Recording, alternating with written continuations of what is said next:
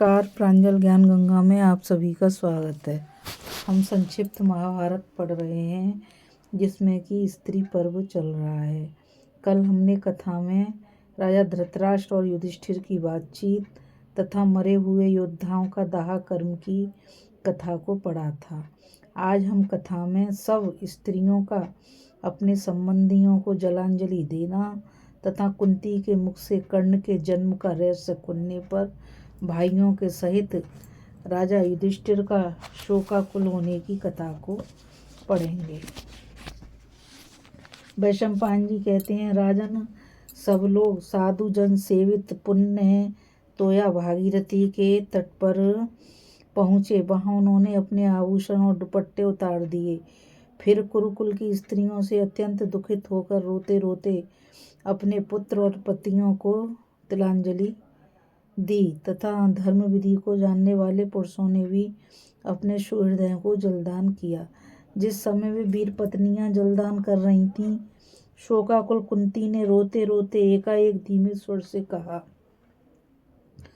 पुत्रों, जिसे अर्जुन ने संग्राम में परास्त किया है, जो वीरों के सभी लक्षणों से संपन्न था, जिसे तुम राधा की कोख से उत्पन्न हुआ सूत पुत्र मानते हो, जिसने दुर्योधन की सारी सेना का नियंत्रण किया था, पराक्रम में जिसके समान पृथ्वी में कोई भी राजा नहीं था, और जो दिव्य कवच एवं कुंडल धारण किए था, वह सूर्य के समान तेजस्वी कर्ण तुम्हारा बड़ा भाई था।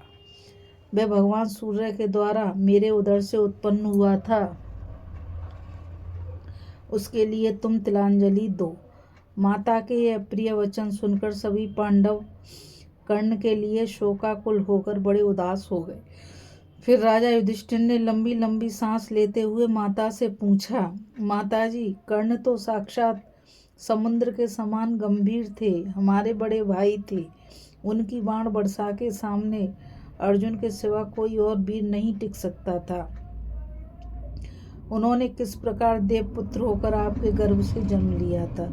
जैसे कोई आग को कपड़े से ढांप ले, उसी प्रकार आपने इस बात को अब तक कैसे छिपा लिया था।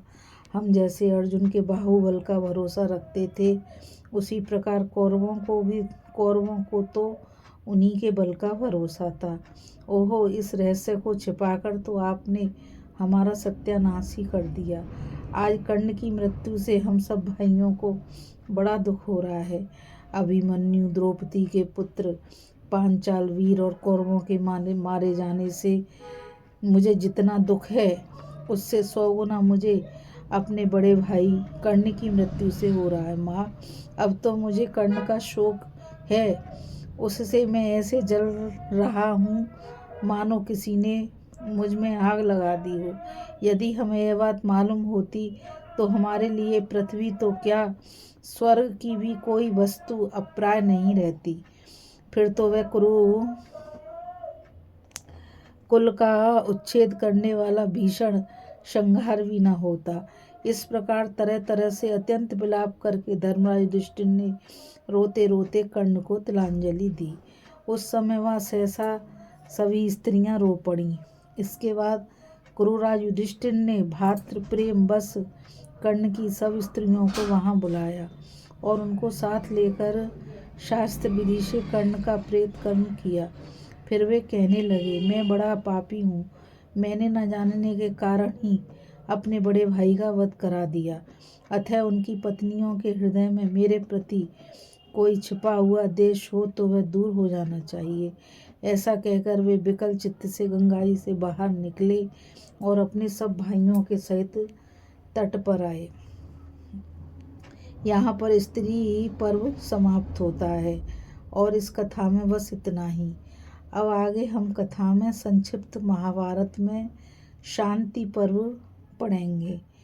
मैं आपको बताना चाहूँगी कि शांति पर्व में पहली कथा है शोकाकुल युधिष्ठिर को सांत्वना देते हुए देवर्षि नारद का उन्हें कर्ण का पूर्व चरित्र बताना। तो चलिए अब हम शांति पर्व पढ़ेंगे और मुझ गीता रावत को आज्ञा दीजिए। कल फिर मिलेंगे एक नई कथा के साथ। और मैं आप सभी से यही कहना चाहूँगी इस चैनल को ज़्यादा से ज़्यादा लाइक, शेयर और सब्सक्राइब कीजिए तथा कमेंट के द्वारा मुझे यह भी बताइए कि यह कथा आपको कैसी लगी। राधे राधे, जय श्री कृष्णा, नमस्कार।